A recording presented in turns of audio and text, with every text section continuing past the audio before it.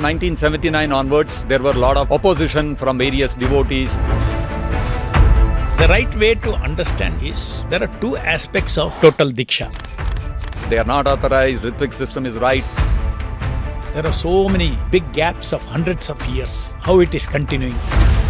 The devotees in Fiji came up with a challenge to the GBC to debate. If it is found that the Guru is not reforming, then he has to take reinitiation. This terminology, Ritvik and all these things is what is creating all these problems. If your Guru happens to fall down, then there is a period of reformation.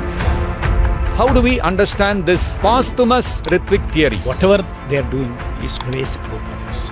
An institutional setup is integral part of the growth in bhakti. They said Prabhupada is taking the karma, and another person said they take the karma. Hare Krishna, Vishwa Guru Srila Prabhupada ki jai. Today we are very honored and privileged and blessed to have His Grace Madhu Pandit Prabhu with us today. Very hearty welcome, Prabhu. Hare Krishna. So today we will be discussing about the posthumous Ritvik doctrine. Now, to give you a little background, to give our viewers a little background, in 1978, the GBC declared that 11 people are the successor Diksha Gurus. And immediately within 1 year after that, 1979 onwards, there were a lot of opposition from various devotees. Different devotees started opposing them, saying that they are not authorized, Ritvik system is right and all that, right from 1979. And in 1990 was a turning point where the devotees came up with a challenge to the GBC to debate. This was actually the second debate. The first one was in 1979 in Krishna Balram temple in Vrindavan. Second one was the new Jaipur devotees wanting that the Ritvik system should be the correct system to be implemented in ISKCON. And we all, most of us may know that in San Diego in 1990, there was this whole discussion between these two groups. And in 1990, after that discussion, the GBC passed a resolution banning Ritvik doctrine, and it entered into the law book of ISKCON. So under the section number 6 in the law book of ISKCON, there is section 6.4.7 which deals with specifically outlawed doctrines and practices. And in this there are actually two things only which are outlawed. Number one is, no Guru should declare himself or allow himself to be declared as an Acharya or present Acharya for ISKCON or for a geographical area of ISKCON. There should be no use of the word Acharya as a title of office. This was number one. The number two was ISKCON Law 6.4.7.2, which was the resolution regarding Ritvikism, also known as posthumous Ritvik theory, post-samadhi Ritvik theory, proxy initiation theory, no change theory, etc. And in this law, they have stated the doctrine that Srila Prabhupada desired to continue to act as Diksha Guru after his departure from this world and did not desire any of his disciples to give Diksha in succession after him is a dangerous philosophical deviation. Ritvikism directly goes against the principle of parampara itself of successive Diksha and Shiksha Gurus, which sustains the pure teachings and practices of Krishna consciousness.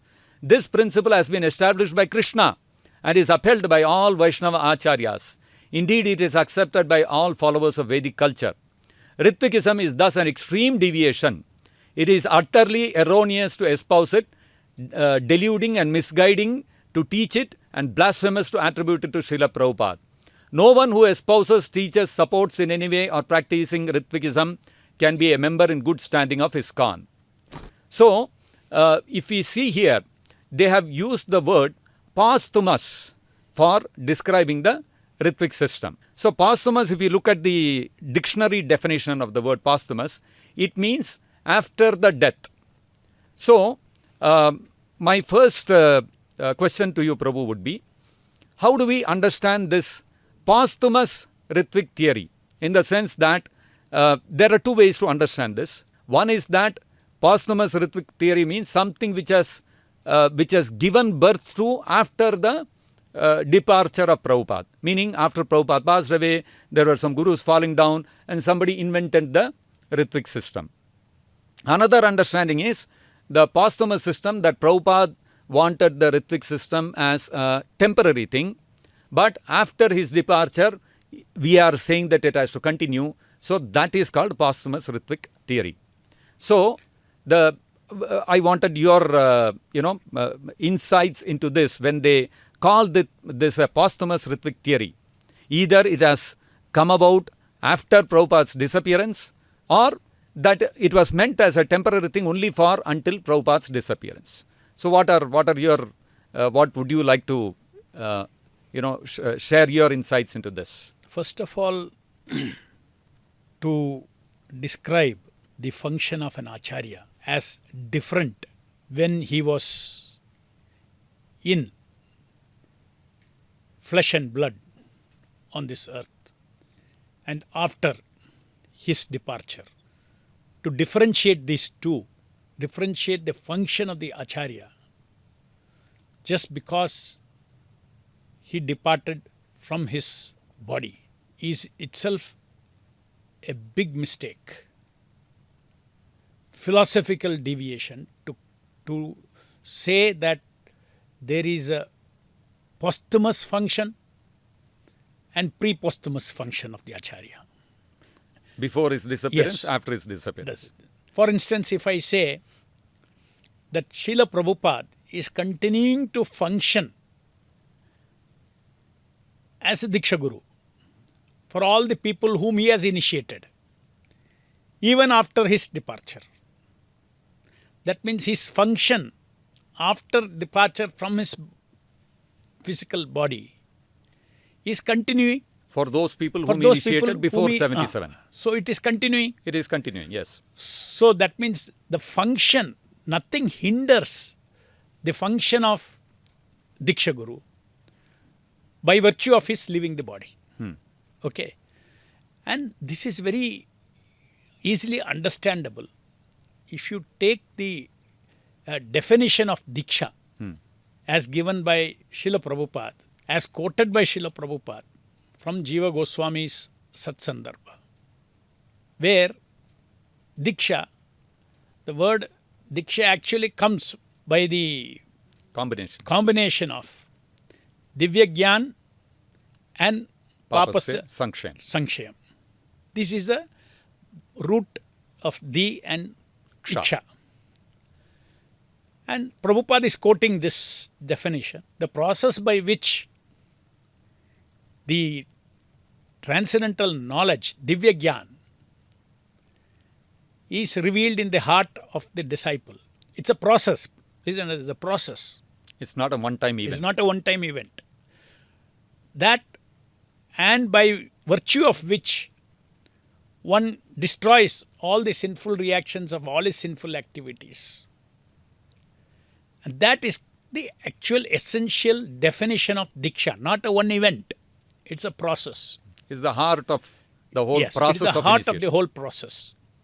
So this Srila Prabhupada is doing, they say, even for his disciples, Pre-77 disciples, he is doing it even today. even it today. Otherwise, their relationship with Prabhupada is broken. Yes. So his physical absence in his body on the earth doesn't prevent him from performing this to anybody whom he wishes.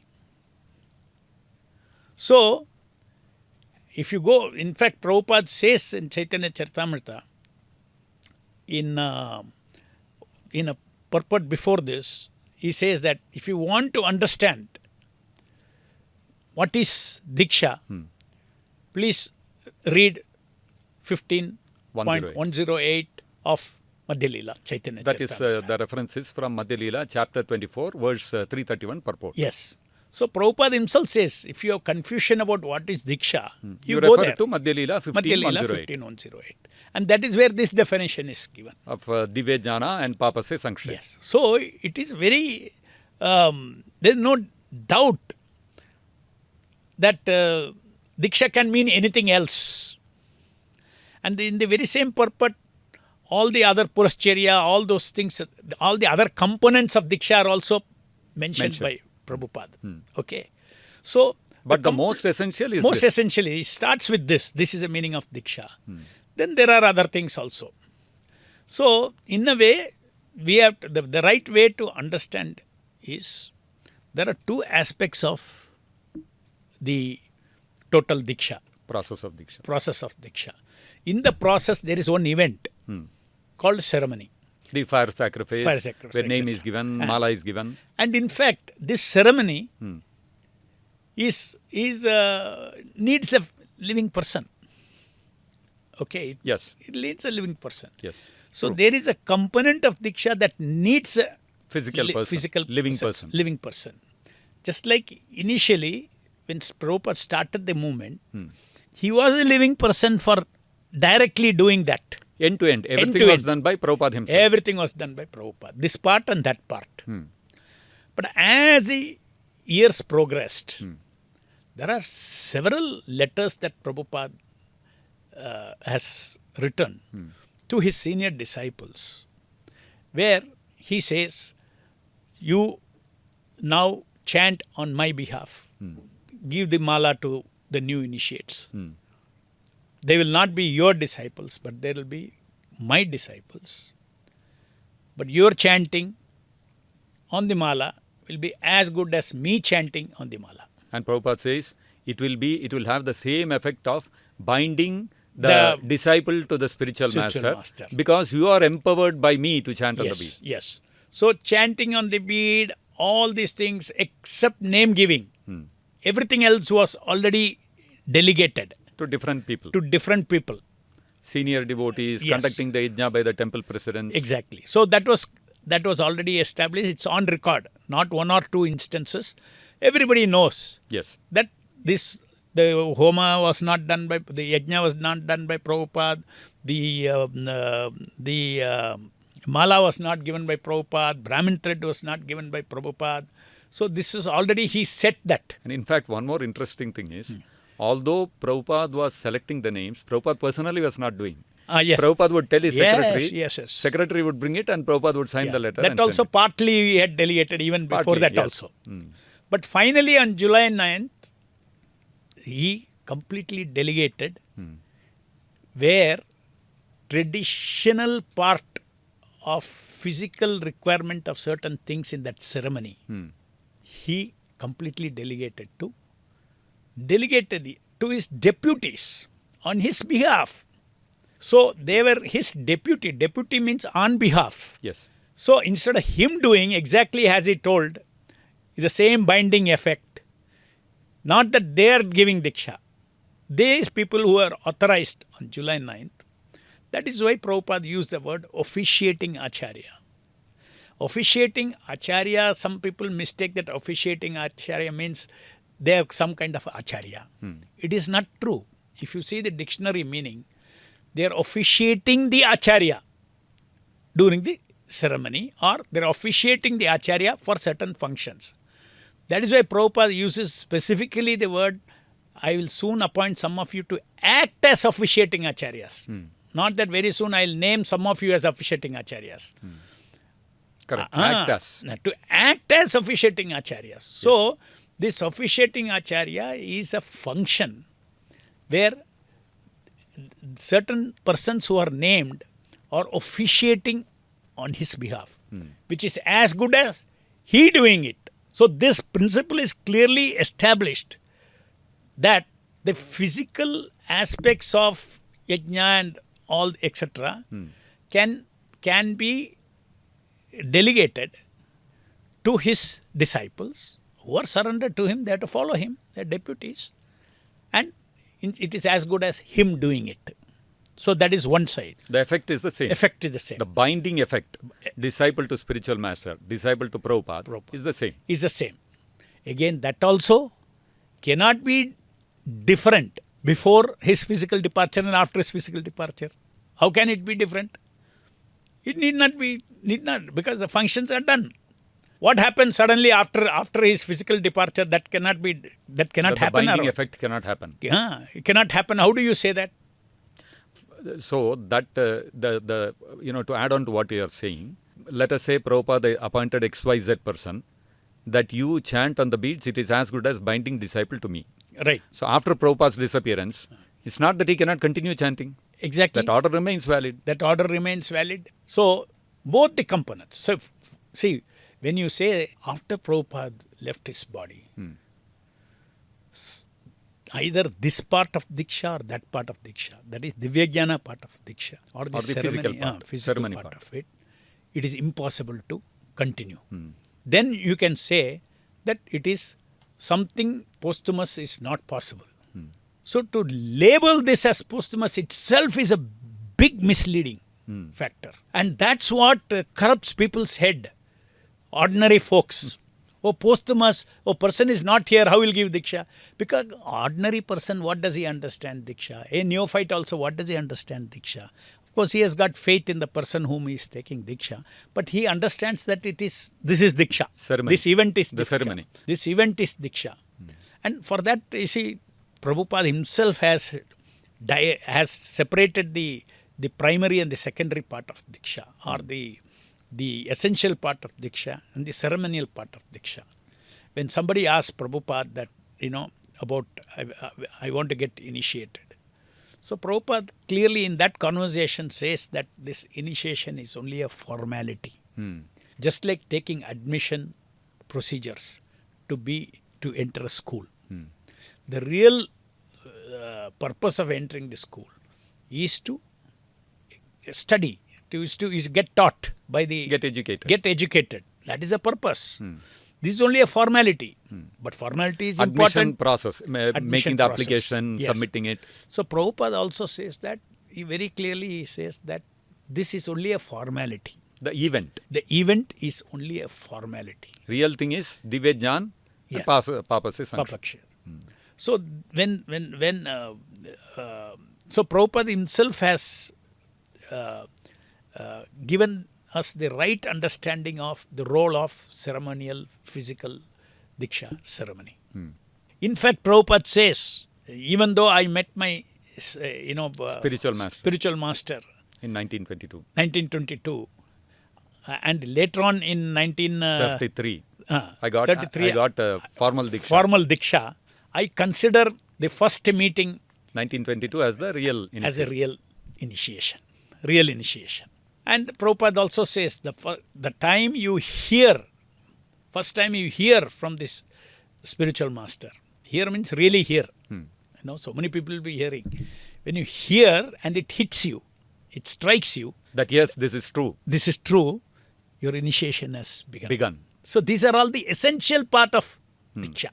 So One it's- more thing to add to that. In yeah. one place, I remember Prabhupada says, if the disciple doesn't surrender to the spiritual master, then it is just a formality. Initiation is just a formality. Yes. So just because you sat in the initiation and you got a name and all those things, but if you're not surrendered to the instructions of the spiritual master to follow the vows, then this essential part is cut.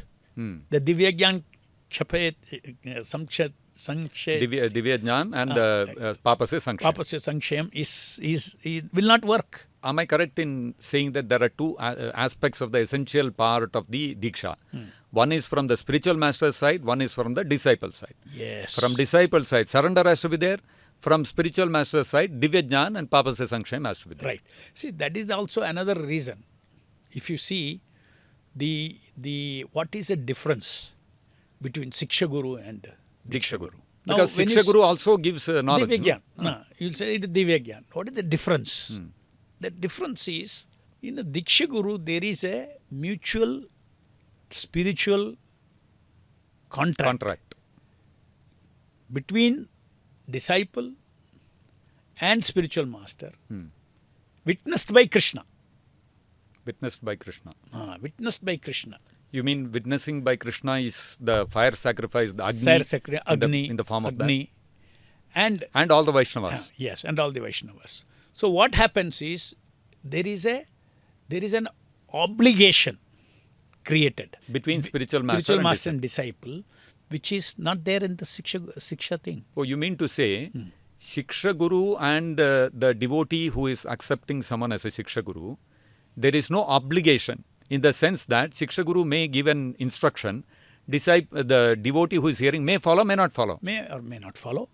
So that freedom or flexibility, that he may or may not follow, Plus, the Shiksha Guru is not bound by any responsibility. To take him back to God. take him back to God. To give Divya Jnana or Divya to Papa se sanction. Yeah. Both things. So both things he is not He's not obligated. not obligated. But he may give Divya He may Jnana. give, it He can may give, he may happen. not give. Yes, he may. So, just like in management, they say, if everybody is responsible, then nobody is responsible. And this is my understanding that I always used to wonder. Shiksha Guru and Diksha Guru, both are giving Divya Jnana. Divya Jnana. Okay. In fact, Chaitanya Charitamrita says that you should not differentiate You should not if they are on that level. If both are on the same level, Shiksha Guru and Diksha Guru, then you should not differentiate. The effect is same. Yes. But in this, then I understood that in the case of Diksha Guru, there is a personal responsibility that the spiritual Guru master is taking on behalf of Krishna to take this, because everybody is eternally related to Krishna, to take this Jiva back to Krishna. That means to deliver.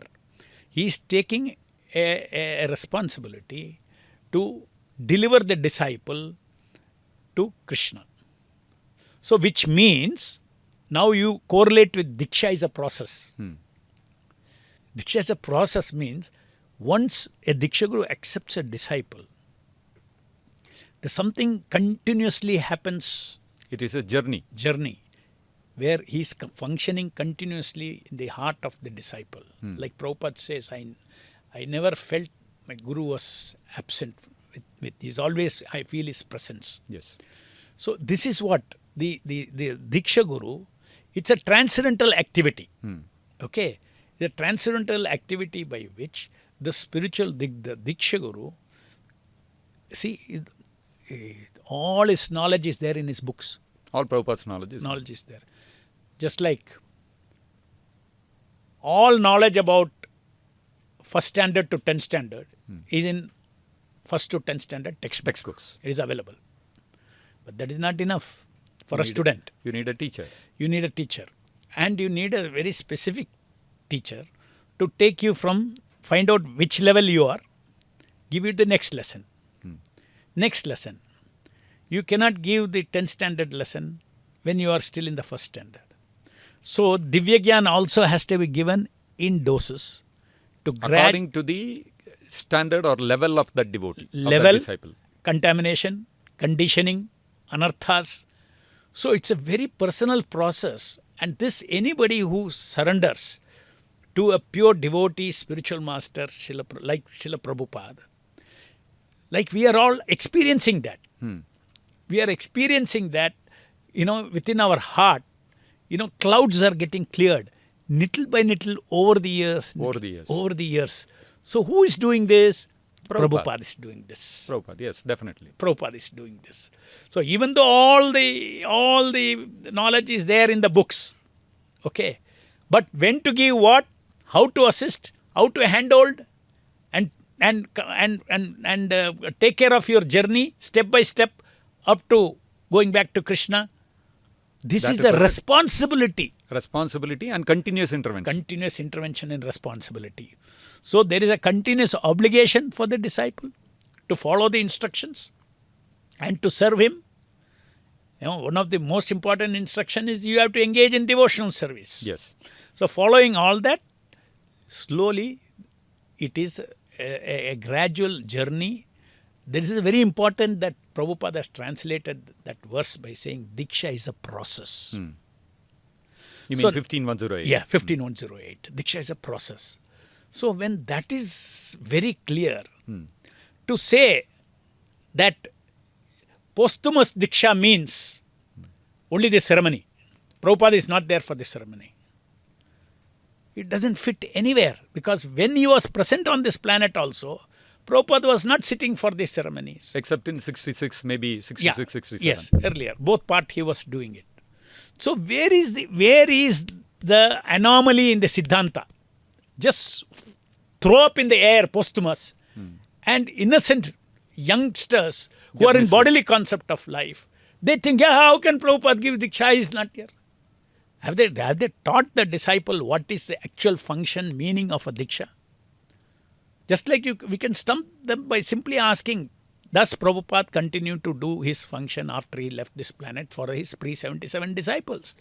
Does he or does he not? He does. They will answer, yes, he does. If he does that, why cannot- so-called, inverted posthumous, why can't he do this? Why he cannot continue? Why he cannot continue? Nothing stops it. So it doesn't make any sense.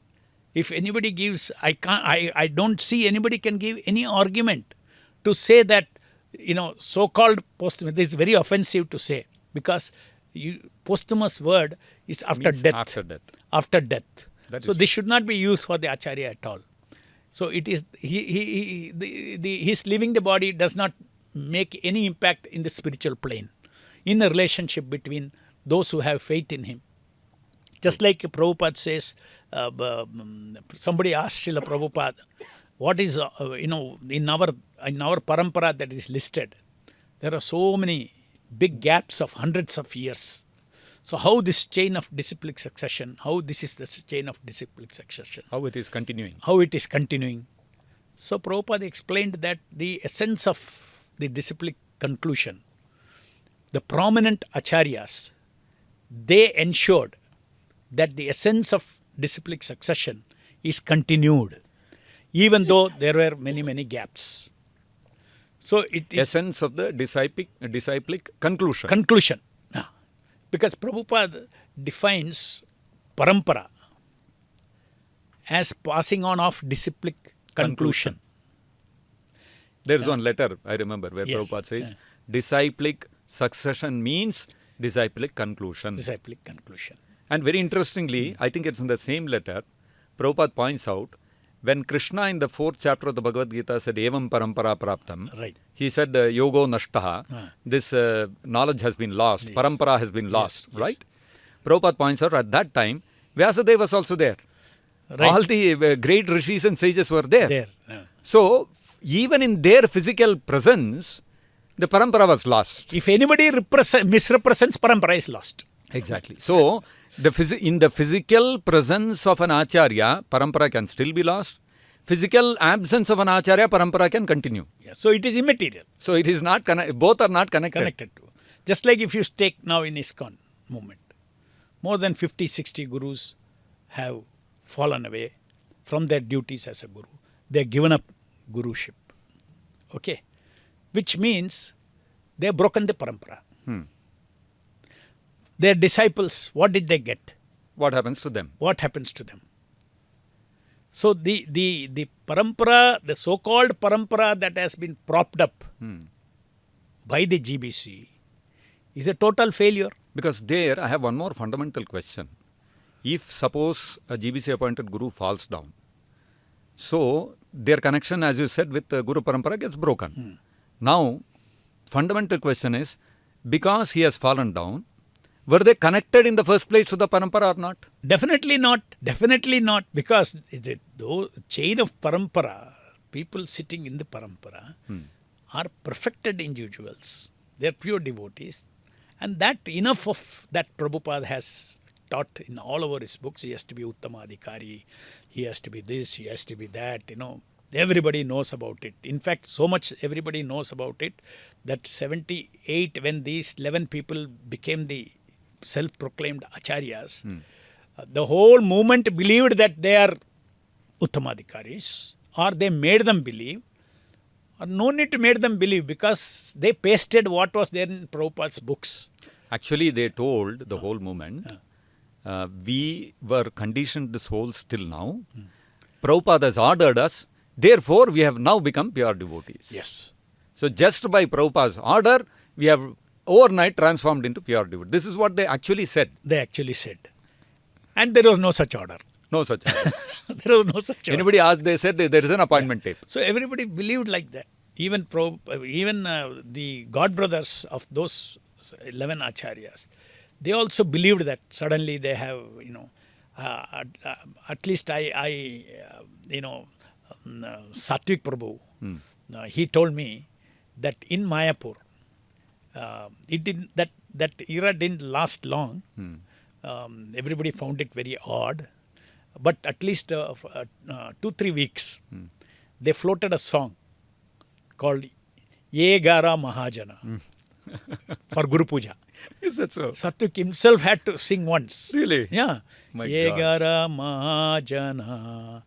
That whole song went like that, Guru Puja. That Is it means these 11 people were believed by the general ISKCON devotees to be Mahajanas. Just see what an abuse has happened.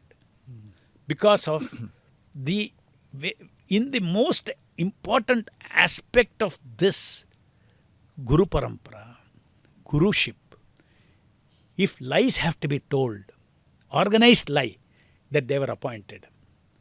Because that is now it is evident.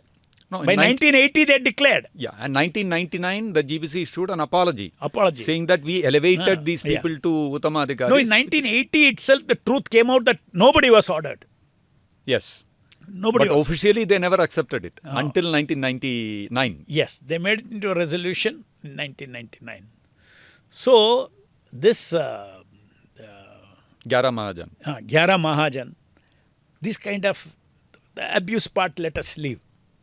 But at least historically it is very important to know that they said they were ordered. And that is the reason why I also believed. I took initiation from Jayapataka Swami in 1981. Only in 1999 I saw July 9th letter.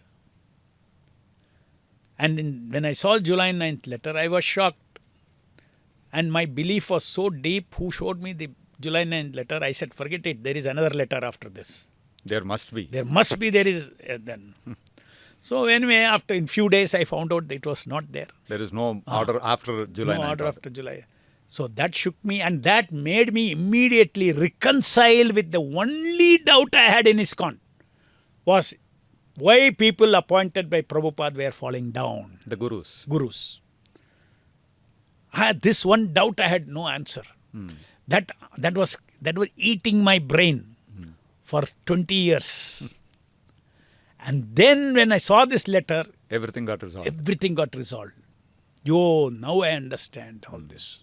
Actually, to put a little perspective, Prabhu, why you didn't get the July 9th letter? Actually, after 1978, the moment these 11 people declared themselves as Guru, and the GBC also told they are Diksha Gurus and all that, they banned all the letters of Prabhupada in ISKCON. They said nobody should read Prabhupada's letters. If you read it, you are finished. No, yes, this is very important. Very important to understand the state of communication in those days. We should not assume it is like today internet. That's another thing. ISKCON Bangalore was existing here. We have seen nobody but Jayapataka Swami and Bhanu Swami, these two people. Once in a year we go to Mayapur. We hear some lectures and all these things. In 3-4 days we come back. This is our exposure to ISKCON worldwide. Letters were not out. Letters were not, there was no letter book. There was no folio, Veda base. There was no Veda base. Nothing was existing. So how will we ever know? In fact, the only source of information about ISKCON for a temple like Bangalore was newspaper. That is ISKCON World Review. Not even that. That all came much later. That came much later. This, when 1985, 86 and around 80s, the only, all that thing that was happening in New Vrindavan. Yes, with Kirtanananda Swami. 1991. The only source of information is newspaper. You mean common newspaper? Common newspaper. Really? Yeah. That's how I know there is some problem in New Vrindavan. So internally there was no Internally, communication. absolutely no communication. My goodness. So this was the state of affairs in those days. So whatever was told to us, we believed. You had no other choice. No other choice. And actually, Prabhu, after about 1987, when that Guru Reform and all happened, Yes. after that they released all the letters, but not the July 9th letter. Not the July 9th letter. I still remember 1998 in our Bangalore temple when the Guru issue broke out. I first saw the July 9th letter. At that time in 1998, we had the DOS-based version of Veda base. First thing I did was go to Veda base and search for it. It was not there. So not there. Then in the 2003 edition, they included it. You see the level of the amount of deception that has been done. Because they were the leaders. They decide everything. I was in Mayapur when this 50-man committee, 1987. 1987, The Guru Reform movement. Guru Reform movement. at that time, I know something about Guru is going on. How did you come to know? Because I am in Mayapur. Oh, vacation. so because you were there at that time, you came to know. I was in Mayapur. I went and, every year we go for Mayapur festival. Yes. So in Mayapur festival, the word going on everywhere. GBC, some big major talk is going on, major discussion is going on. Some 50 people are questioning the 11 people. So then I asked one or two people, immediately that, they also want to be Guru. They are envious of Jayapataka Maharaj and all that. So that is why I shut it. And then also that it appeared reasonable. It appeared reasonable. And also that devotee, Bhakti Purushottam Swami, he was an older initiated than me. So he told that, how we are inaccurate in our thinking. He told, no, there is an appointment tape. Now you never asked what is this appointment. What is in that appointment tape? So I went for a questioning that whether, what is the status of these 11 people and all those things. And he said there is an appointment tape.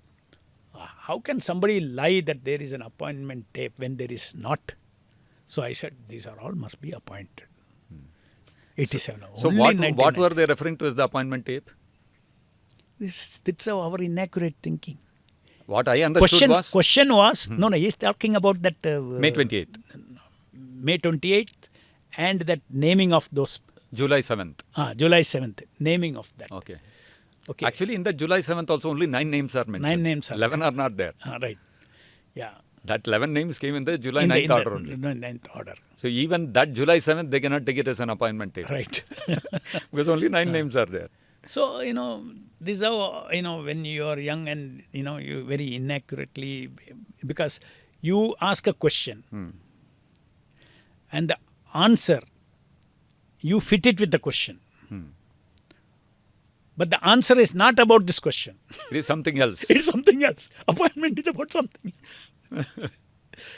So anyway, all these things, and also I came to know about at that time that some of them were saying that everybody is direct disciple of Prabhupada. Oh, so that was also going on at that time. That was also going on. I just came, I got into my ears. I left it at that. I came back to Bangalore. Life was going on as usual. So the situation today for with the opening up of the communication. Opening up of communication, internet and everything, the lies will not last. Everything gets exposed. Everything gets exposed. And that's what has happened. True. That's what has happened. True. So coming back to the whole idea of, the gaps in the parampara, there is another place where Prabhupada actually says, he coins this word called Acharya Sampradaya. Normally Prabhupada calls it disciplic successor. Guru Parampara and all. But he says Acharya Sampradaya. Acharya Sampradaya. Sampradaya, he says. And that's very interesting. That purport is very interesting. I can read that. So these are some of the statements. This is in Srimad Bhagavatam 10th canto, 10.2.31, where I'll read the relevant portion. The duty of the Guru is to find means according to the time, the circumstance and the candidate by which one can be induced to render devotion service, which Krishna accepts from a candidate who wants to be successful in going back to Godhead. Highlights I am reading. Such a Guru or Acharya who trains the devotee in suitable ways to render service according to the circumstances, so that this Supreme Personality of Godhead will accept the service. This makes it easier for the candidate to reach the ultimate destination. Thus, it is the duty of the Acharya to publish books that will help future candidates take up the method of service and become eligible to return home back to Godhead by the mercy of the Lord. In our Krishna consciousness movement, this same path is being prescribed and followed. Thus, the devotees have been advised to refrain from 4 sinful activities: illicit sex, intoxication, meat eating, gambling, and to chant 16 rounds a day. These are bona fide instructions. Next, the Acharya gives a suitable method for crossing the ocean of nations by accepting the boat of the Lord's lotus feet. And if this method is strictly followed, the followers will ultimately reach the destination by the grace of the Lord. This method is called Acharya Sampradaya. So the Acharya Sampradaya is strictly Bonafide. So people who, the devotees who are sitting in our parampara, they are Acharyas, Acharya Sampradaya. So as an Acharya, as we read, means and, according to time, place and circumstances. Suitable means. Suitable means have been given to this world. And if you see, establishment of an organization called International Society for Krishna Consciousness is itself a device made by the Acharya. That's why he insisted the founder Acharya. Always remains the founder and Acharya. So this Ritvik system of initiation, that July 9th letter that Srila Prabhupada has given, is not something that, at least we don't think it is a fallback because gurus have fallen down.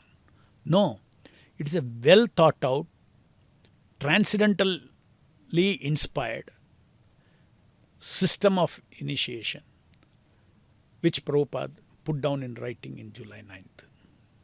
July 9th, this Ritvik system of initiation is a full package only along with an institution. Only along with an Institution. An individual cannot practice it? Individual cannot. This Ritvik system of initiation is such that it requires other components of spiritual progress. Guru, Sadhu, Shastra.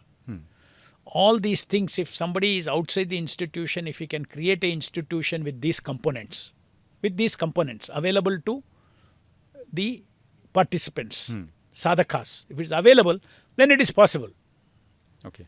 I'm not saying ISKCON only, I'm saying organizational system it is.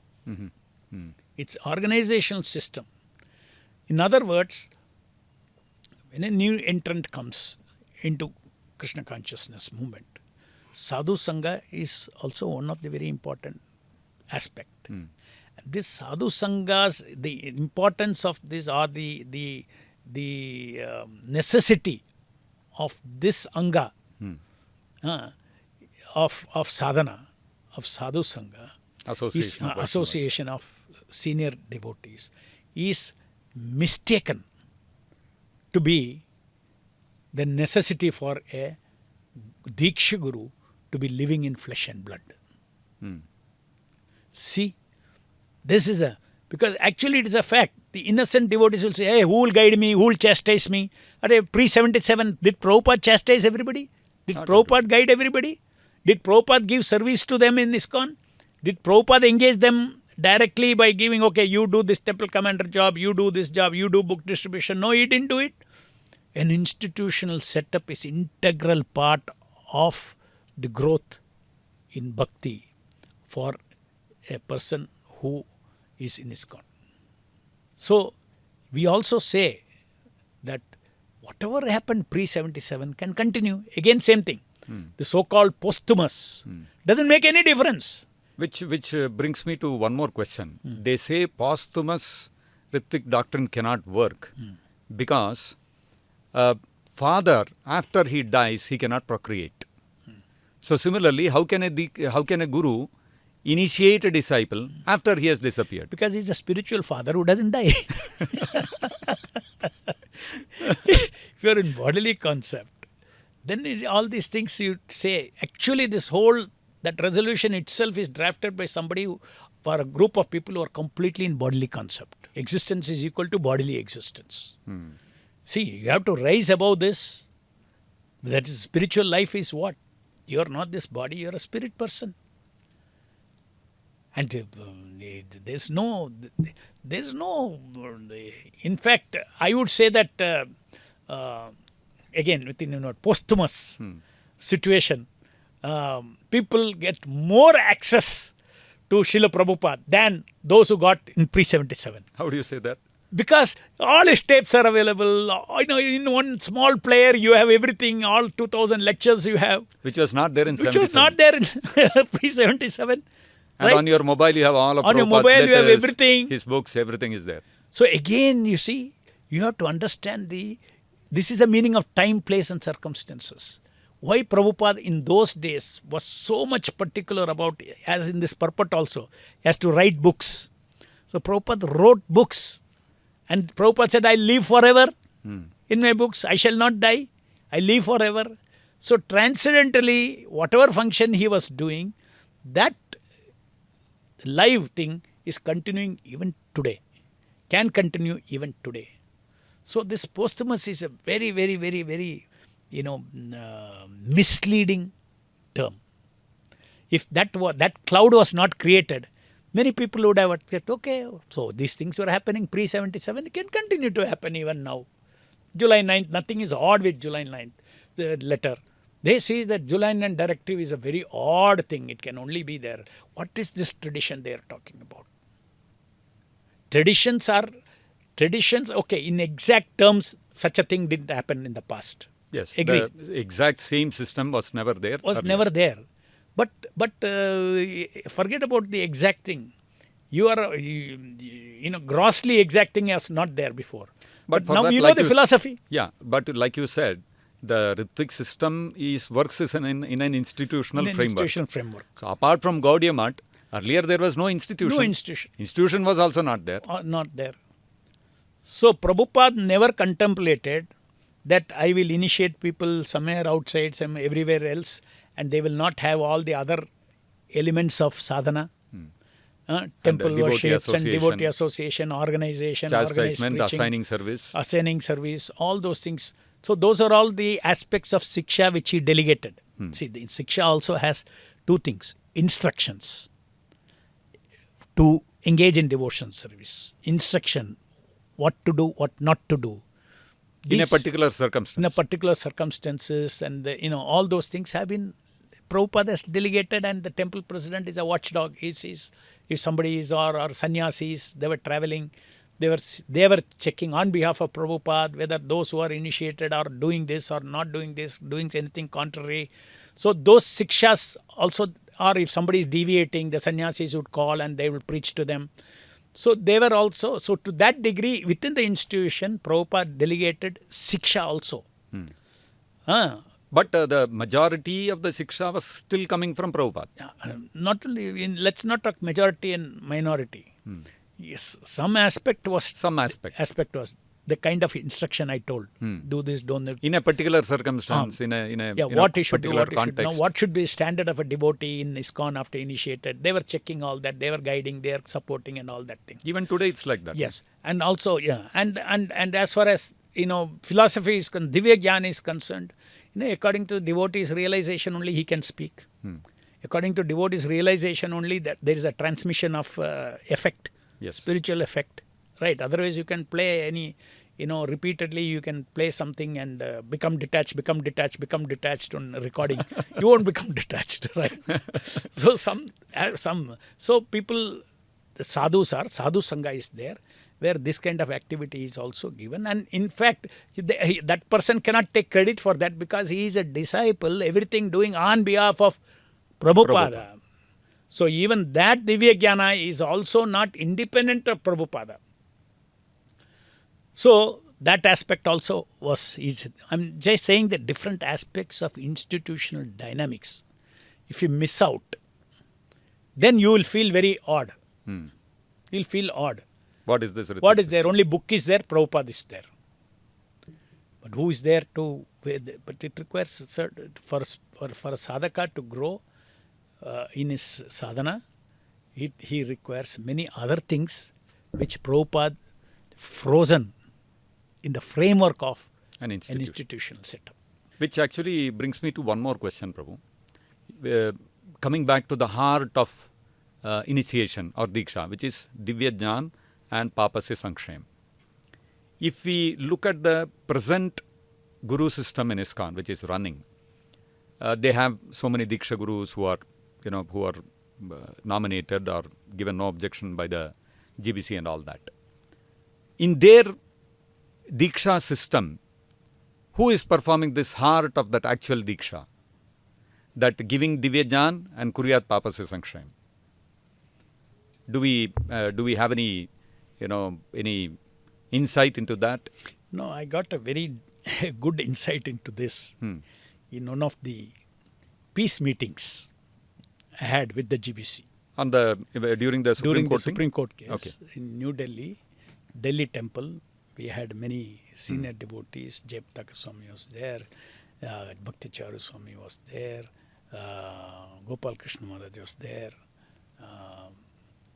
one mediation expert, Vraj Bihari Prabhu was there, and then Bhakti Chaitanya Maharaj, he was the chairman that time of GBC, and a few others, and myself, Chanchalapati and Jai Chaitanya were there. So we thought, so Vraj Bihari is a professional mediator, trained.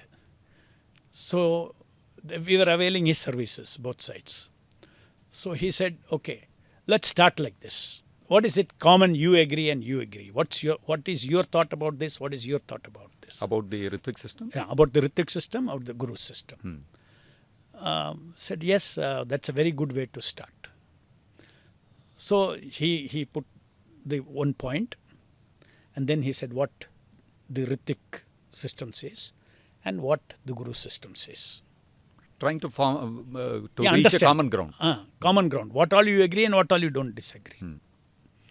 So the first point was put up that who delivers the disciple to Krishna. So they put that. They asked us. One answer we gave, Prabhupada. Now next, it took half an hour for the GBC. 4-5 GBCs who were there. To answer different, they all answered differently. They don't have a common understanding who delivers the disciple? No. One person said, it is a guru who has to deliver. Otherwise, why is he guru? He should become guru. You mean the current crop of Diksha Gurus? Current Diksha Guru is the one who delivers to Krishna. That is the understanding of Guru Parampara, he said. I'm not naming who said what. Okay. Another guru, they are all gurus who are sitting there. Another guru said that, no, it is a holy name delivers. Holy name delivers. Holy name delivers. And another person said, I really do not know. He was honest. Honest. Okay. I do not know who delivers. You mean the guru doesn't know who is going to deliver the disciple? Who is going to deliver the disciple? My God, this is shocking. Yeah. So another person said, Prabhupada is the deliverer. Well, at least one of them said Prabhupada is the deliverer. Two of them said, okay. Prabhupada is the deliverer. Two of them said. So then after this, so written down, I said, let's discuss each point before going to the next point. So I asked them this question: what is the understanding and delivering? Why you don't have a uniform answer? Because it is somebody takes Diksha to be delivered. Absolutely. That's why it's shocking to me that they don't have an understanding of who is the deliverer. To deliver to Krishna, that is a basic understanding. For that, you all have different opinions. So, especially I had this question to those two gurus who said that the current guru only has to deliver. So you ask them, what is your understanding of delivering? Yes, what is your understanding of delivering? And they said it is we take care of them through their journey by ensuring that they follow all the 16 following this, following that, 4 regulative principles, and ensuring that they attend class, this thing, and if they have any doubt, we clear. And automatically, as he follows all these things in ISKCON, and I added, plus worshipping Prabhupada. I said, yes, obviously, worshipping Prabhupada, all these things, he will get delivered. So I asked, what are you specifically doing as a Diksha Guru In this process. in this process? So there was no answer. No answer. No answer. He said, so no answer. So I prompted. I said that, no, you're giving Diksha. In the ceremony. Ceremony, you are giving Diksha. And after that, if he has any doubt, then you are clearing it. If he has any doubt. And the reality is that you are initiating thousands. No limit. You go to this temple, you initiate. There really no individual bond at all Between the disciple and the between Guru. disciple. So what is there's no special role being played, except you have to have faith. I have taken Diksha means he is my deliverer. The disciple has to have the faith. Disciple has to have faith. The Guru may not even know such a disciple exists. Exists. So it was a very this thing. Next point, who takes the karma? Point. Divya, the Papa se Sankshem. Papaksha Samsham. So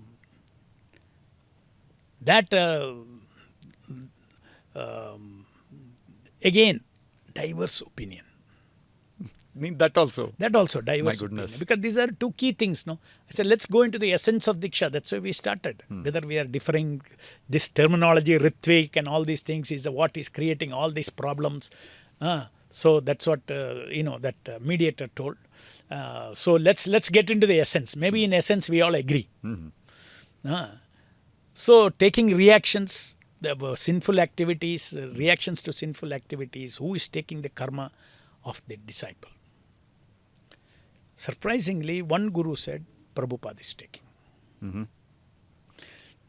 And another guru said, how can we burden Prabhupada with all that? We take the karma. Achha, he said we take the karma. Yeah, the guru has to take the karma. Another guru said, we are just doing on behalf of Prabhupada. That's called the Ritvik system, no? On behalf of Prabhupada, we really do not know What's happening? what's happening. So then when the question time came, our answer was very clear. Prabhupada is taking. So they asked this question, how do you know Prabhupada is taking the karma? How can you burden Prabhupada with all this karma? When Prabhupada is not where he has not given permission. I said that permission is July 9th letter. That permission to initiate on as his disciple is there in July 9th. It is his order. Which So actually, sorry to interrupt you, Prabhu. On July 7th, if you look at the beginning of the conversation, Tamal Krishna Maharaj goes to Prabhupada and says, Prabhupada, we are not conducting this. We have stopped these initiations because, you have to take the karma. You have to purify all the disciples. yes. So what should we do now? The requests are piling up. And Prabhupada said, okay, give me the list of sannyasis, I'll appoint. And Prabhupada gave the July 9th letter. Right. So, and there Prabhupada said, they are my disciples, I am initiating all that. Right. So that means July 9th letter, Prabhupada is accepting the karma. Exactly. And naturally, that is a function of the Diksha Guru. He has not made somebody else as a current link. Exactly. And Prabhupada Unless order is there and next current link doesn't come into existence. So in ISKCON, he remains the current link. True. So in that meeting... So they said, Prabhupada is taking the karma, and another person said they take the karma. So next I asked the question, Maharaj, can you exactly tell me now the person who said he's taking karma? What exactly, because you're saying you're doing some act, taking karma. What exactly happens you do? And he had no answer. No answer. He had no answer. Actually, karma goes by the power of the Divya that burns the karma. Okay. So, it is Divya Gyan he gives. Prabhupada gives the Divya Gyan. At least that are they accepting? Divya is given by Prabhupada? No, that's all very hazy. Again hazy. No.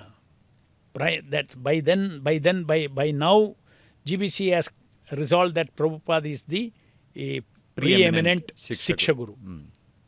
Preeminent Shiksha Guru.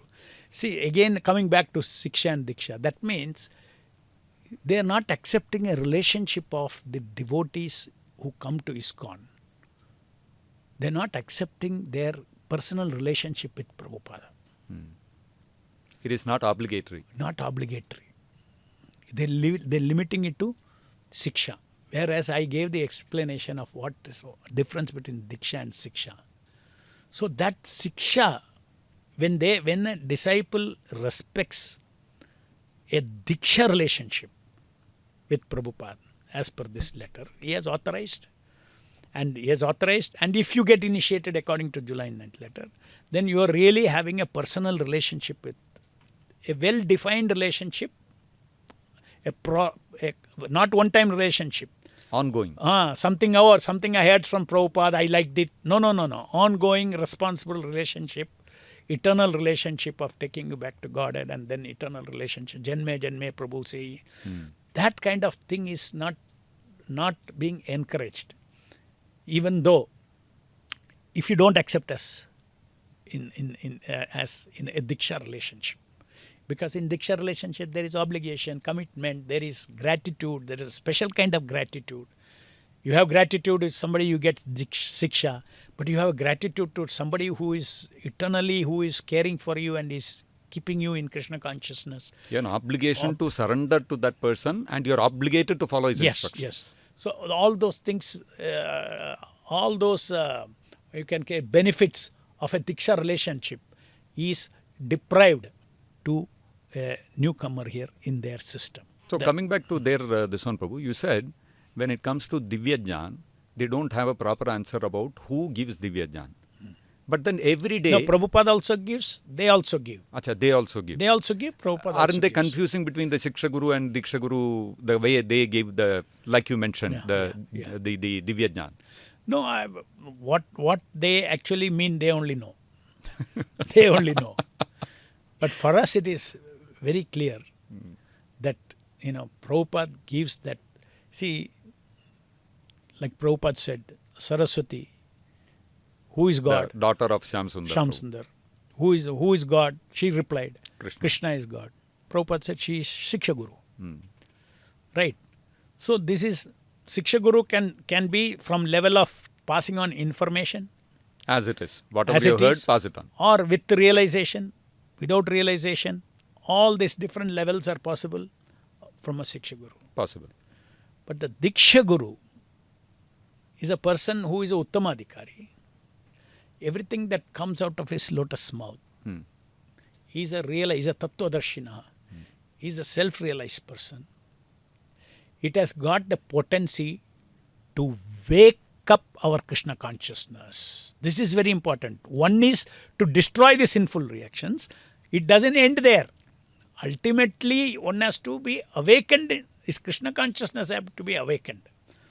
Our Shuddha Chitta have to be awakened. This is the whole process of, Krishna consciousness, awakening. Awakening from the level of understanding I'm not the body, I'm spirit soul, till the awakening of who I am in the spiritual world. Yes. The entire gamut is included? Entire gamut, yes. You have to. Awaken means now we are lost in the story of this material world, centered around I am the body. But this is a perverted reflection, this is a bogus life. Right? True. Our eternal life is in the spiritual world. Yes. So you have to wake up, you have to die in this world. And wake up there. Yeah. You have to die in this consciousness of I am the body. Consciousness. Bodily consciousness. And wake up there. So it is a very big change in the consciousness. Transformation. Just like you see, if you are lying and if you are sleeping, you wake up. You are groggy for some time. Suppose there is one good shock, immediately you will wake up. Right? Yes. So that kind of there is a power behind the words of a pure devotee. Like Prabhupada very clearly says, there is a difference between a pure devotee chanting and anybody else chanting. The power is more. Yes. Prabhupada says, the power is more. And we all feel it when we read Prabhupada's books. Something's hit us. My God, this is the truth. Yes. Just like how I came into Krishna consciousness. Those first few pages he hit me. That's not information that actually came. It's awakening, opening the eyes. It's opening the eyes. Something else, a spiritual Shakti is there in that. So the Shiksha, when we speak of a Shiksha Guru, can Shiksha Guru not do that? The awakening. If the Shiksha Guru is, the difference is what? Diksha Guru has to be Uttamadhikari. So we can say Diksha Guru, whatever he speaks, will awaken. True. Yes. Now the other side, Shiksha Guru is a broad spectrum from Saraswati to a person who is on par with your Diksha Guru also. Yes. Realization. Yes. Right? Yes. So it all depends on that. Where he is situated. Where he is situated. His potency to awaken. He will also awaken. But Prabhupada, that's why he says that the Shiksha Guru cannot say anything different from The Diksha Guru. Because Diksha Guru is the one who is taking responsibility to taking back to Godhead. I am in charge. Why these Vaishnava etiquettes are there? You cannot go and take 2 Diksha Gurus. Why you cannot take reinitiation? Because I have taken the responsibility. Prabhupada was very angry when some disciple went and took initiation from reinitiation from Gaudiya Math. And he was very upset. Prabhupada called it a personal insult. It's a very serious thing. People who do not know what is actually happening in Diksha can do all such nonsense. But if they know the depth of, a connection, that is my soul connected with Krishna has happened through this person, and then you know the value of that. Otherwise, if you simply think, okay, I sat in a ceremony, he is my Diksha Guru. किससे दीक्षा लेगा, इनसे लेगा. Okay, एक दीक्षा लिया, एक दीक्षा गुरु हो गया. Institution told, so I have taken. Just like Jayapataka Swami. Some people ask me, how is it that after 20 years, suddenly you could abandon him? Something must be wrong with you. 20 years you called him your Guru. Yeah, not Guru also. Uttama Guru. Uttamadhikari. Uttamadhikari. Because whatever we read in Prabhupada's book, we pasted on him. Okay. We pasted on him. And our time was very limited, our access to him. 3 days a year or something. That's all. That's all. 3 days, one Ratha Yatra, one this thing, then 3 days a year. So where is continuous... There is no continuous opportunity for us to actually find out whether they are Uttama or Madhyama. So it was all faith in Prabhupada gave order, so they must be like that. So, in principle, who was feeding us with Shiksha, Divya Jnana? Prabhupada. Is it not? Absolutely. Now go to the reality, brass tacks. Who was? And in the mind we were pasting that he is my Diksha Guru. So it was only a formality. It was only pasting of a principle on somebody where nothing was coming forth from that side. In reciprocation to that principle. Nothing was coming. If it was coming, there would have been a deep relationship. Then it would have been very difficult for me to reject him.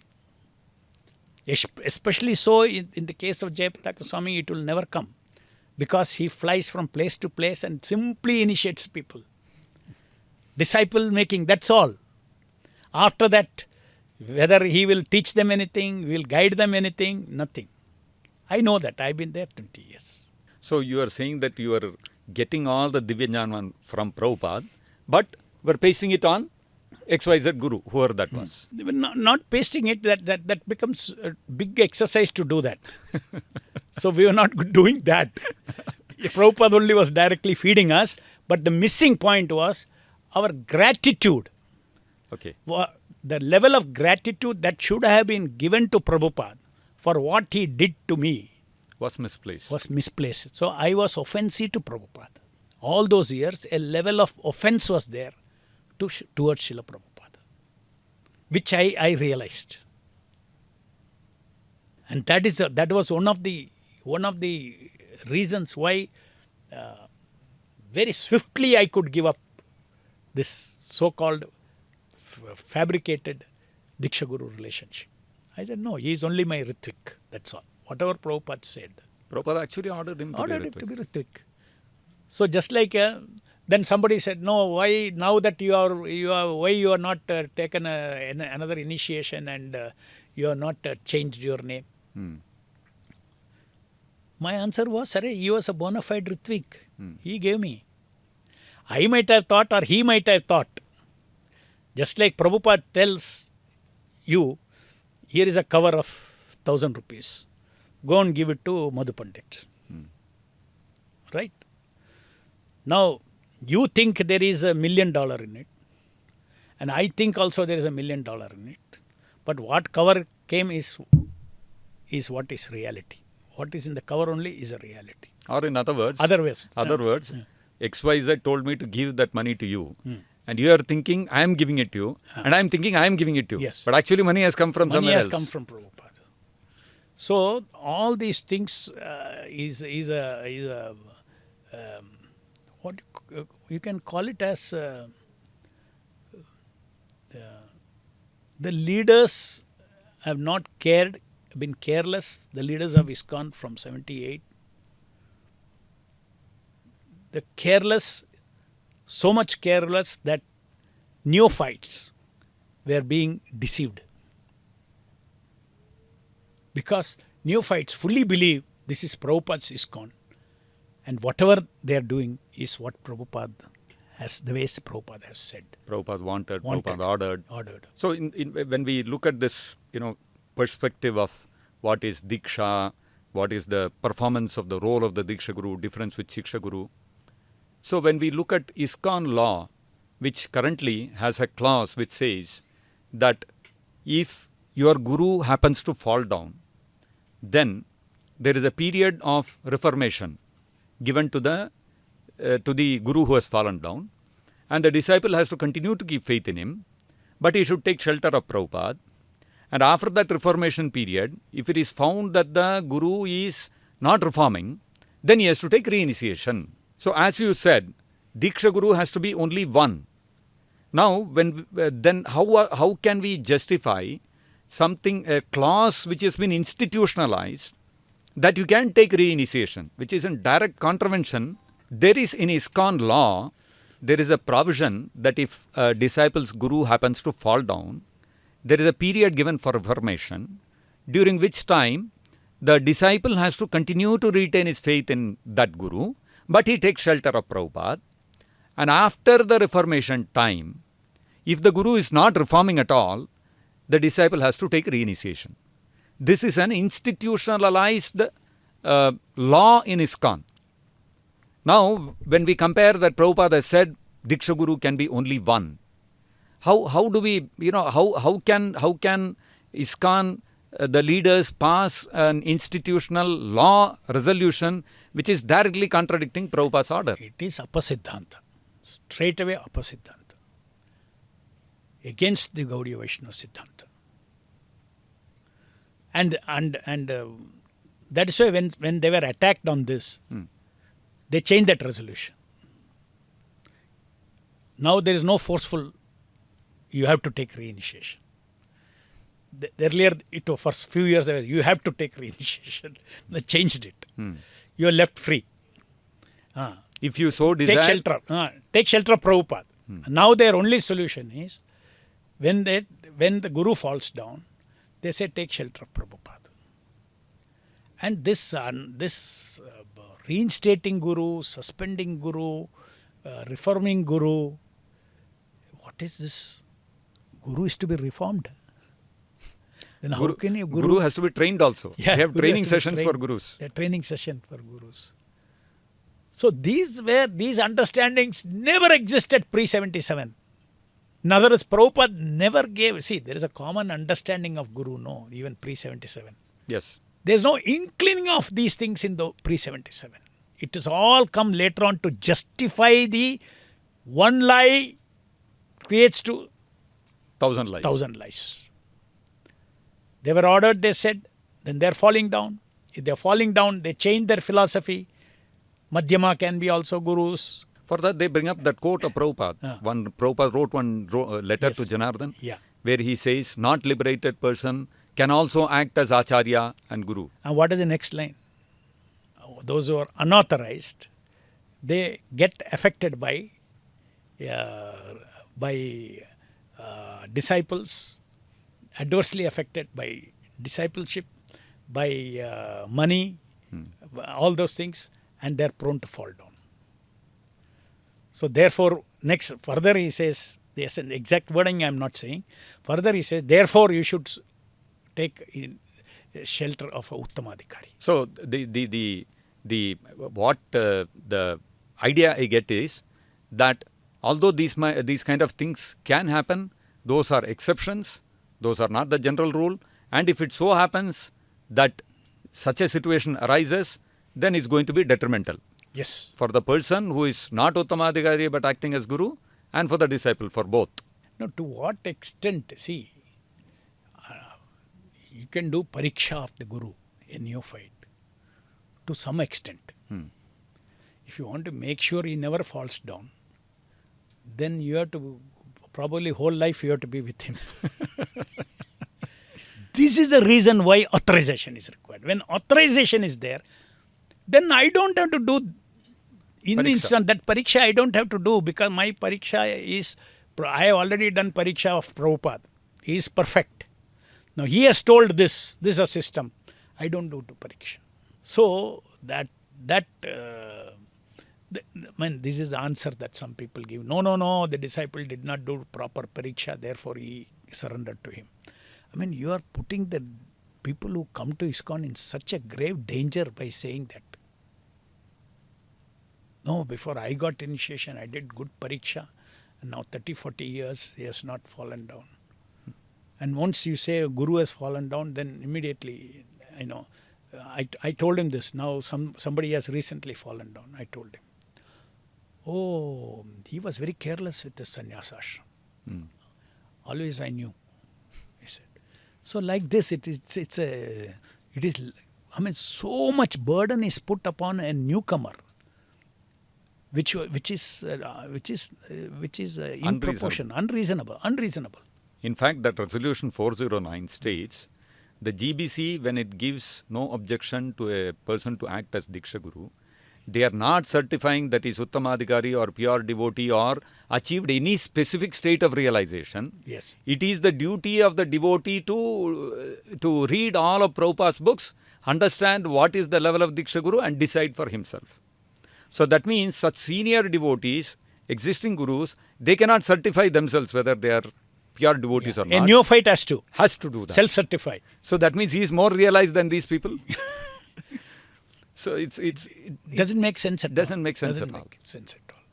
Very pathetic situation for somebody who, when you enter ISKCON, why do you enter ISKCON? Because you have found a Guru. Which is Prabhupada. You have found a Guru. That is why you entered ISKCON. And then after coming to ISKCON, and then it is Prabhupada's ISKCON, and you believe that this is Prabhupada's system, whatever they are going to say you have to now select a Guru, find a Guru. And simply he is following, this must be true, whether this Guru I should take Diksha from him or him. Even that doesn't happen. Whoever is preaching to that devotee, he tells you, go, you take Diksha from this Guru, he will blindly take. Today, whatever they may say, ultimately, I'll give you a practical example. You take Delhi temple. It's all Gopal Krishna Maharaj disciples. Yes. You take Chaupati. All Radhanath Swami's disciple. Yes. Right? Yes. So this camp is inevitable.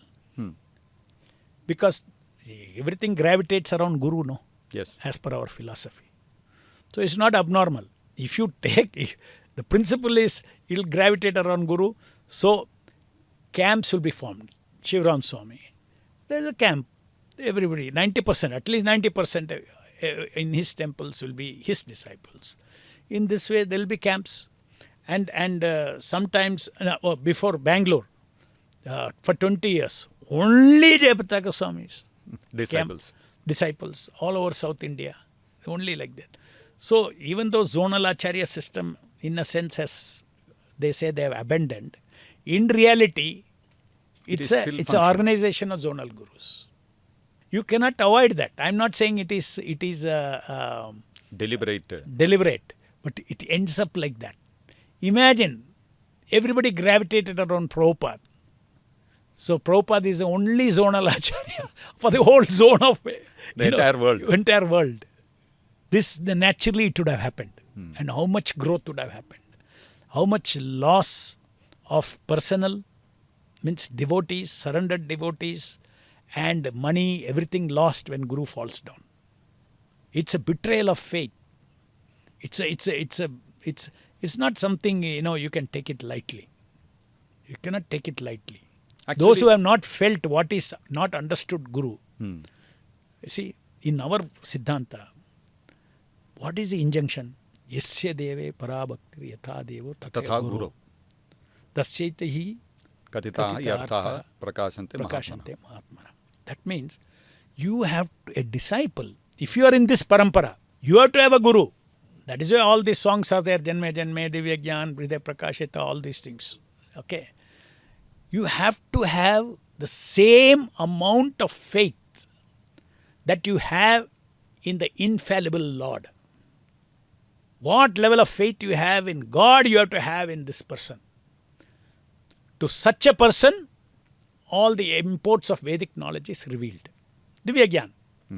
Correct? Yes. So, when that is the standard that is given in this parampara for you to go back to Godhead, how do you say that you are not cheating people? Even if you give a NOC Guru. Forget. First they authorized 2/3 votes. In the beginning, 87. after Sonal Acharya, 87. it was 2/3 votes. They That were means, authorizing. GBC authorized Guru. Yes. Then they said, naturally you feel if they have authorized and failed, then GBC is misleading, they are responsible. So 99 they changed it. They changed it to NOC. But even NOC is a kind of an endorsement from the GBC that at least he can act in ISKCON as Guru after knowing that according to our Gaudiya Siddhanta, Guru is supposed to be that once I say that he is an ISKCON Guru, he can function as an ISKCON Guru. And you may not certify, but you are endorsing him, he can function as a Guru. You are allowing. You are allowing. If you are allowing, then you are also not saying he is a Uttamadhikari, and you say he may be Kanishta, he may be, he Kanishta and or Madhyama. If you are saying all these things in the same breath, are you not allowing for deception of a person? Especially when that is not being specifically communicated to the devotee who is seeking initiation. Yeah, it is not specifically, even if you specifically communicate, you cannot communicate like that. If you communicate like that, they become bigger joke. Therefore, they don't go to that step.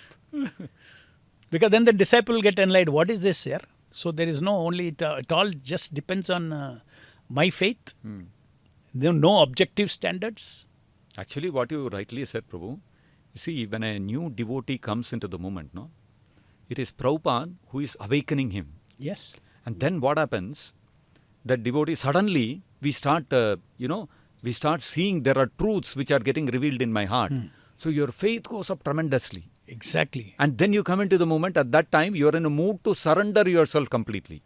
Actually, that point is the most vulnerable point in your spiritual life. There you are diverted. There you are diverted. Your faith is diverted. And it's so abnormal. Till then you are associating with Krishna, with Prabhupada, you are coming to ISKCON regularly, you are chanting Namam Vishnu Padaya, Prabhupada Pranam Mantra first, and then you get Diksha. You are given a new Pranam Mantra. And then you are told you cannot jump over your Guru. Till now you had Prabhupada was bringing you to here. Now onwards you have to go through Somebody else. You have to become Dasanu Dasa. Don't think you are direct disciple of Prabhupada. This also, one question I asked Jayapataka Maharaj. This was 1999. 1999. When they all came, once I was, talking to all devotees about this system. And then they all, souped on to Bangalore. Harishauri Prabhu, Ganga Prabhu, Jayapataka Maharaj, all these people they came. and came many down to others, Bangalore. Dayaram, everybody came to Bangalore. And they said, you are preaching this doctrine which is banned, all these things. They said. So I asked one simple question with Jayapataka Maharaj. Do you accept that I have a direct relationship with Prabhupada? His immediate answer was no. This is 1999. Yes. No, you don't have. You have to go through your current guru, he said. I immediately told him, I come in touch with Prabhupada 3 years before even I saw you in IIT. I saw you in 1980. I've been going to, I've been reading Prabhupada's books since 77. So what about all those relationships? Those 3 years. Those 3 years. He got stuck. And then, very interestingly, in one of the peace meetings in Chennai, in the year 2011, I think, he told me, no, GBC has changed a lot. GBC has changed a lot. And I also changed a lot, he said. He remembered this, that he had told me, you don't have a... I have changed my understanding. Everybody has a direct relationship with Prabhupada. So they're evolving. But during the course of this evolving, misrepresentation and deception happens. Many spiritual lives are destroyed. That's a problem. Nothing happens to them. Of course, not that nothing happens to them. They also get the reaction. They get the reaction. They get the reaction for all this deviation. But what about all those thousands of lives, spiritual lives, jivas? I give another example nowadays. In India, there is a POSCO Act. Any child abuse of anything is not tolerated and very serious punishment is given. All over the world. Why? Because child is innocent. Vulnerable. So you're imposing a shock trauma on that. That trauma will affect the child's, it's established sociologically, psychologically. Rest of the life that child is affected, is materially is affected. Right? Yes. Now this, people who give the self-made Diksha gurus, they give Diksha, and when they fall down, it is nothing but because the disciple is like a child. It gives her that betrayal of faith is a very big trauma. To come out of it and again to put faith in even Prabhupada, you'll find it difficult. Because it's a structure, psychological structure. Trauma. You're deceased, in one sense you're deceased. Therefore, even after 40 years, 50 years, one who is child abused, is counseling he goes for to come out of his traps in the mind. Shock. So they're harming. Very easily they say, oh, Guru can fall down, Madhyamadhyam can fall down. We know that, Narahari Thakur, one of our Acharyas have written this literature where you can, Gurus have fall down, what you should do. They use that suspension and reformation and all. Narahari Sarkar Thakur's. One book, Bhajanamrita or something like that. They use that. And I said, this all... You stick to what Prabhupada taught us. There must have been time, place, circumstances when the paramparas, the teachings and all were so low. Under certain circumstances, at least to keep something alive, they would have time, place and circumstances would have adjusted it. Or it might have been referring not to spiritual, the real Bonafide gurus, but to the traditional hereditary official gurus. Yes. So many circumstances, you don't know the circumstances and you want to apply it to here where Prabhupada never gave a less definition of a spiritual master in parampara. What is Sampradaya? What is parampara? Nothing less than perfection. In fact, if you see that one of the many things that people like about Prabhupada is his exposure of bogus gurus. is exposure. That people who pretend to be gurus. Yes. And many times when Prabhupada also talked about bogus gurus, you will be surprised. The context also refers to ISKCON also. within Vaishnavism. One thing you can say, okay, so many, those who are not Vaishnavas, bogus gurus, you can say. But I have analyzed deeply some of these quotes of Prabhupada. He is referring to within Vaishnavas, this kind of bogus misrepresentation can happen. You have to be cautious. So I think, Prabhu, it has been a very wonderful and enlivening discussion with you. I'm sure the audience would also have got a lot of more deeper insights, more things to chew upon, and I think we look forward to more such sessions. This most important thing, as you started with the word posthumous. Yes. You see, we have to be very careful. They put a structure in your mind first. They put posthumous. You are forced to take everything and fit around it. So this is called brainwashing. You don't question that. Whether this is right or not. Yeah, whether this is right or not. Why are you using posthumous? See, we should also learn to question the questions. By putting a kind of a question, they trap you into that line of thinking. This is what happens to many innocent people. See, if you take the common folk who are associated with ISKCON, especially the other camp, how can there be posthumous? Prabhupada is not there. How can I give Diksha? It look very obvious because they put that seed in it. But that seed is wrong because there is no question of posthumous for an Acharya. There is no question of posthumous. That is first offense itself. And as we described, the function is essentially a transcendental function. Which doesn't require physical presence. How many disciples have met Prabhupada pre-77?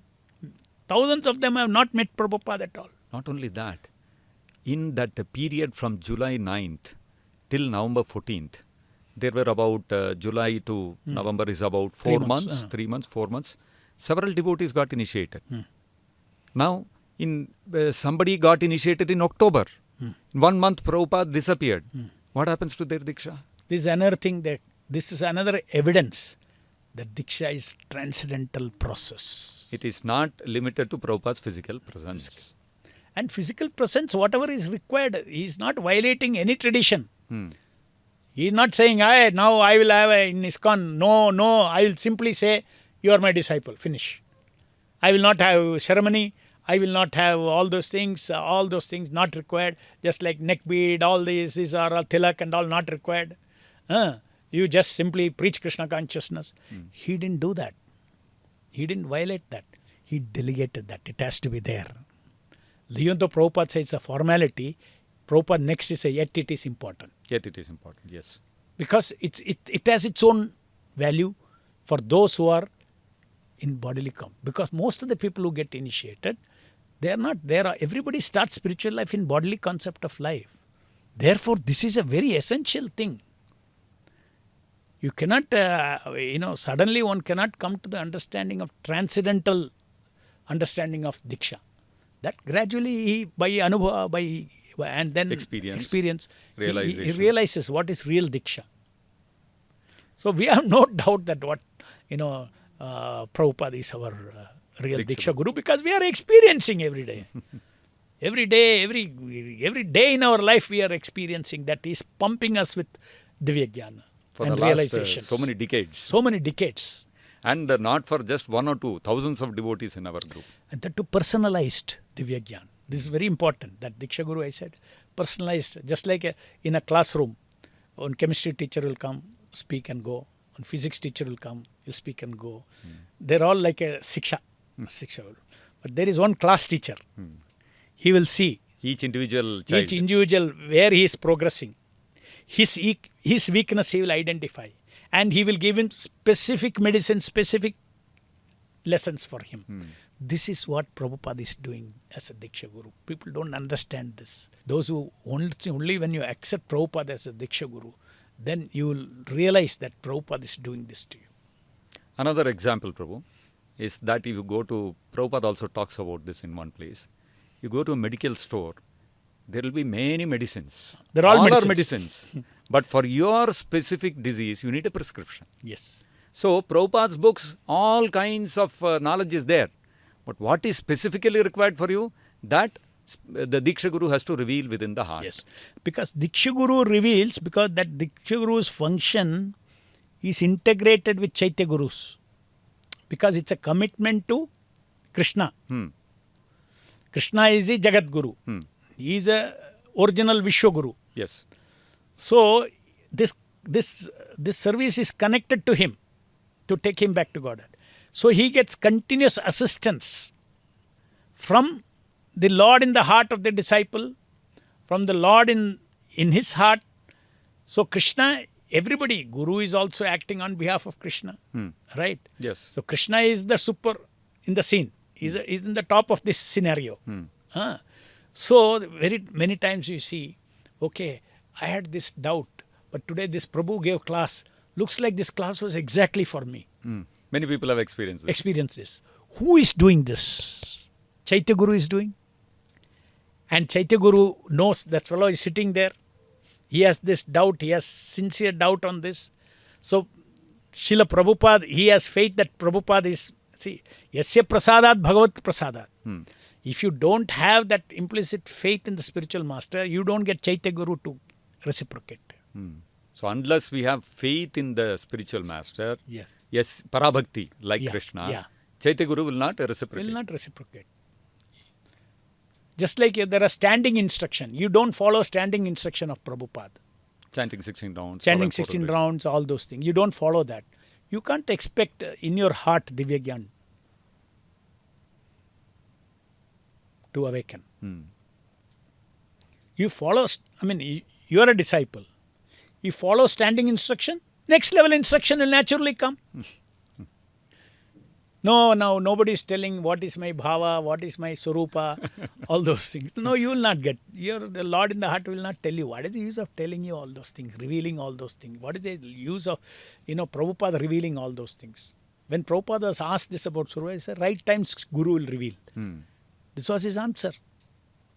Because before everything was, before Bhakti Vinod Thakur and all, Siddha Pranali initiation was there.